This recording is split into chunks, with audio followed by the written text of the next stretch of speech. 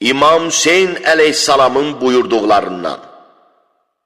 İmam Hüseyin əleyhissalamın dostlarına öz şəhadəti və rəcəti haqqında buyurduqları. İmam Hüseyin əleyhissalam belə buyurdu. Allah Rəsulu mənə belə buyurdu. Oğlum, yaxın zamanda İraqa tərəf getmək məcburiyyətində qalacaqsan. Ora Peyğəmbər və Peyğəmbər vəsilərinin, canişinlərinin gördükləri yerdir ki, adına Əmurə deyilir. Sən orada şəhid olacaqsan. Səninlə birlikdə qılınc və nizənin ağrısını hiss etməyən bir qrup əshabın da şəhid olacaqdır. Sonra o həzrət bu ayəni oxudu. Ey od! İbrahimə soyuq və zərərsiz ol. Bu savaşda sənə və dostlarına rahatlıq bəxş olunacaqdır. Bədəninizə dəyən yara və ağrıları hiss etməyəcəksiniz. Sizə müjdə olsun. Gözləriniz aydın olsun. Allaha and olsun ki, əgər bizi öldürsələr, Peyğəmbərimizin yanına qayıdacağıq. Daha sonra mən Allahın istədiyi qədər orada dayanıb gözləyəcəm. Mən qəbirdən ilk qalxan və qiyam edən şəxs olacam. Atamın, möminlərin əmiri Əli əleyhissalamın və qaimimizin İmam Mehdi əleyhissalamın qiyamı kimi qiyam edəcək və Allah Rəsulunun yaşadığı kimi yaşayacam. Daha sonra Allah tərəfindən mənə o günə qədər yer üzünə nazil olmamış nümayəndələr, elçilər nazil olacaqlar. Onlarla birlikdə Cəbrail, Mikail, İsrafil əleyhimussalam və mələklərdən ibarət ordular nazil olacaqdır. İmam öz sözlərinə belə davam etdi. Həmin gün bizim bütün şiyələrimiz qəbirlərdən qalxacaq. Mələklər onların üzündəki torpağı təmizləyəcək. Onlara zövcələri və cənnətdəki məqamlarını göstərəcəklər. Həmin gün yer üzündə heç bir xəstə və çarəsiz şəxs qalmayacaqdır. Allah biz Əhl-i Beytin vasitəsilə onlardan dərd və bəlanı uzaqlaşdıracaq. Allah öz bərəkətini yer üzünə elə yağdıracaq ki, ağaclar öz meyvələrinin çoxluğundan sınacaq. Qış meyvəsi yayda, yay meyvəsi isə qışda yeyilə biləcək. Bu, Allahın Quranda buyurduğu bu sözün mənasıdır. Əgər şəhər və kəndlərin əhalisi iman gətirsəydilər və təqvalı olsaydılar, şübhəsiz göydən və yerdən onların üzünə bərəkətlərin qapılarını açardıq. Lakin onlar bizim ayələrimizi təkzib etdilər. Belə olduqda onları əldə etdiklərinin cəzası olaraq yaxaladıq. Daha sonra Allah bizim şiyələrimizə elə bir kəramət bəxş edəcək ki, yer üzündə və yerin içində olan heç bir şey onlara gizli qalmayacaq. Hətta bir kişi ailəsinin nə bildiyini və nə etmək istədiyini asanlıqla anlayacaqdır. Əgər istəsə, onların istədiklərini onlara deyə biləcəkdir. İmam Hüseyin əleyhissalamın sözlərindən. İmam Hüseyin əleyhissalamın öz dostlarına əhdi, beyyəti pozmaq haqqında olan sözləri. Ey insanlar! Siz mənimlə birlikdə mənə qəlbləri və dilləri ilə beyyət edən bir qövmə tərəf yola çıxdınız. Lakin indi vəziyyət əvvəlkinin əksinə dəyişmişdir. Şeytan o qövmə müsəllət olmuş və onlara Allahı unutturmuşdur. İndi isə onların məqsədi məni və mənimlə birlikdə olanları öldürmək, ailəmi isə əsir götürməkdir. Mən qorxuram ki, siz bunları bildiyiniz, getmək istəsəniz də üzdən keçmədiyiniz üçün bizimlə birlikdə gəlməməyə utanırsınız. Biz Əhl-i Beytə qarşı məkr və hiylə işlətmək haramdır. Kim bizimlə birlikdə gəlməkdən narahat olursa, dərhal geri qayıtsın. Gecə ulduzlu, yol təhlükəsiz, vaxt da çoxdur. Amma kim bizim yolumuzda dərd və çətinliklərə qatlanarsa, cənnətdə bizimlə bir yerdə olacaq və Allahın qəzəbindən amanda qalacaqdır. Cəddim Peyğəmbər salavatullah belə buyurmuşdur. Oğlum Hüseyn Kərbala çölündə qərib, kimsəsiz və susuz bir şəkildə öldürüləcək. Kim ona yardım etsə, mənə və övladım Həzrəti Qaim əleyhissalama yardım etmiş olar. Kim bizə, hətta dili ilə belə yardım etsə, qiyamət günü bizim dəstəmizdə olacaq. İmam Hüseyn əleyhissalamın dünyanın dəyişkən və fani olması haqqında buyurduqları. Ey insanlar! Bilin ki, dünya müvəqqəti və fani bir yerdir. O, içindəkiləri ilə birlikdə bir haldan başqa hala keçəndir. Siz İslamın hökmlərini öyrəndiniz, Quranı oxuduz və Məhəmməd Səlavatullahın dünyanın sahibinin rəsulu olduğunu başa düşdünüz. Buna baxmayaraq, onun övladını zalımlıqla və alçaqcasını öldürmək üçün meydana atıldınız. Ey cəmaat! Fəratın suyunun balıqların qarnı kimi necə atılıb düşdüyünü görmürsünüzmü? Yəhudi və xristianlar, donuzlar və itlər bu suyu içə bilir. Lakin Peyğəmbərin övladları susuzluqdan ölürlər. İmam Hüseyn əleyhissalamın öz dostlarına buyurduqlarından. İmam Hüseyn əleyhissalamın bu kəlamlarında Qaim əleyhissalamın zühurunun nişanələrindən bəhs edilir. İmam belə buyurdu. Bilin ki, mən bu adamların başıma bəla gətirəcəkləri günü bilirəm.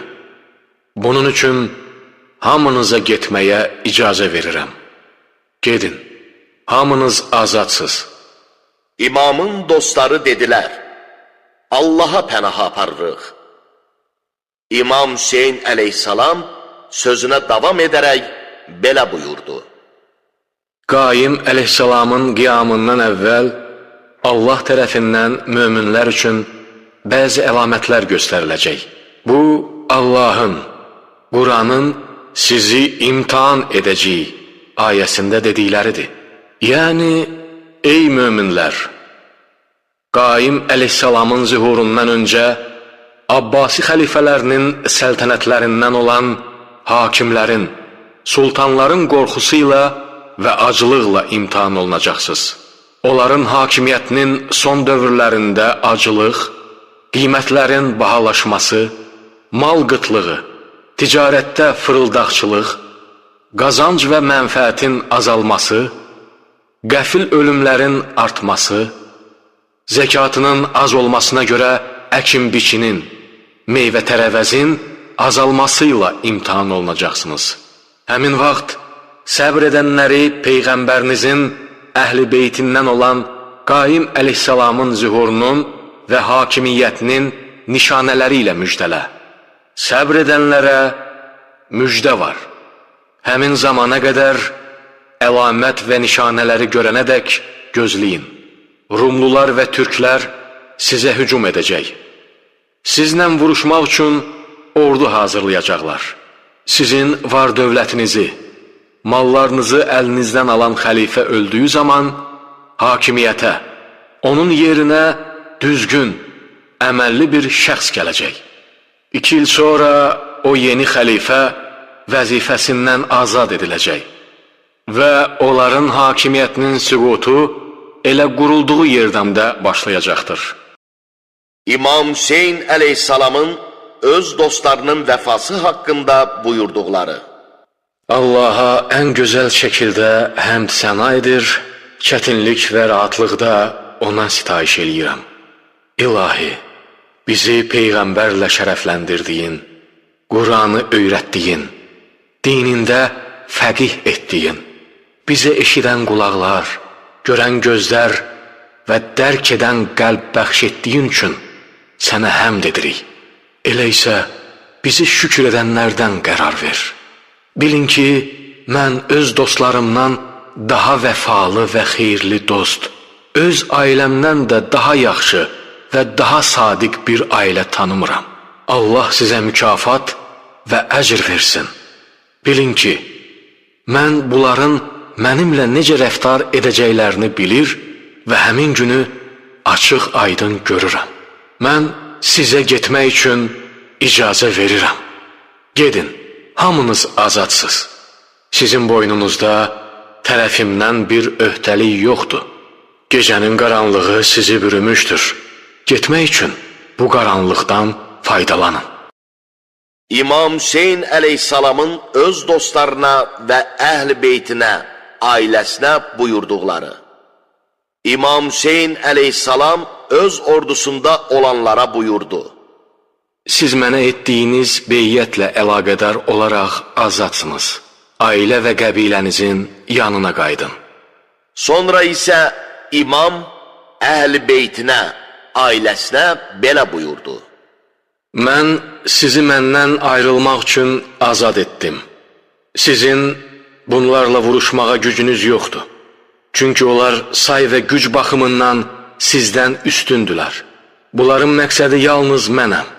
Odur ki, məni bu qövmlə baş-başa buraxın. Şübhə yoxdur ki, Allah mənə yardım edəcək. Pak əcdadıma etdiyi kimi, məni də öz nəzərindən salmayacaq. İmamın ordusunda olanlar onu tərk etdilər.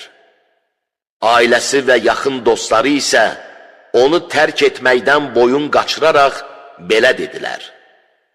Biz səndən ayrılmarıq. Sənə gələn bizə də gəlsin. Səni incidən bizi də incitsin. Sənə çatan hər bir müsibət bizə də çatsın.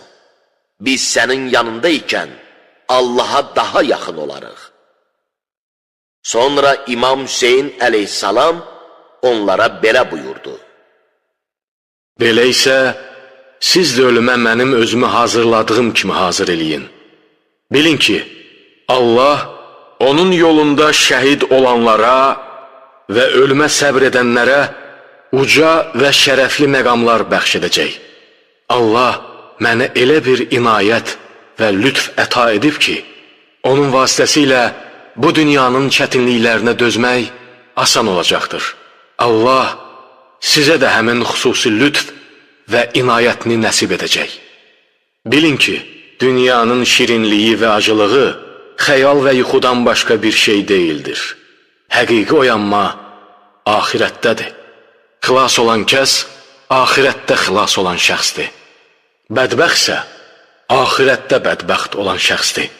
Ey bizim dostlarımız və bizi sevənlər, üz tutduğunuz ölümün çətinliklərini sizin üçün asanlaşdırsın deyə yaradılışımızın əvvəlini sizə başa salınmı? Orada olanlar dedilər, bəli, ey Allahın Rəsulunun oğlu. İmam Hüseyin əleyhissalam buyurdu. Allah Teala Adəm əleyhissalamı yaradıb, ona şəkil verdikdən və hər şeyin adını ona öyrətdikdən sonra bunları mələklərə təqdim etdi. Məhəmməd, Əli, Fatimə, Həsən və Hüseyn əleyhissalamın ruhunu 5 nur olaraq Adəm əleyhissalamın sülbündə qərar verdi. Həmin vaxt onların nurları göyün bütün qatlarında, cənnətdə, ərşin kürsüsündə parıldayırdı. Bu zaman Allah mələklərə Adəm əleyhissalama hörmət əlaməti olaraq səcdə etmələrini əmr etdi. Allah Adəm əleyhissalamı həmin 5 pak nuru özündə daşıya bilən bir varlıq olduğu üçün digər məxluqatdan üstün etdi. Beləcə, iblisdən başqa hər kəs Adəm əleyhissalama səcdə etdi. İblis Allaha biz əhl-i beytin nuru qarşısında təvazökar olaraq səcdə etməkdən imtina etdi. Halbuki bütün mələklər təvazökarlıq göstərdilər. İblis lovğalandığı və təkəbbür etdiyinə görə, təkəbbürünə və səcdə etməməsinə görə kafir oldu.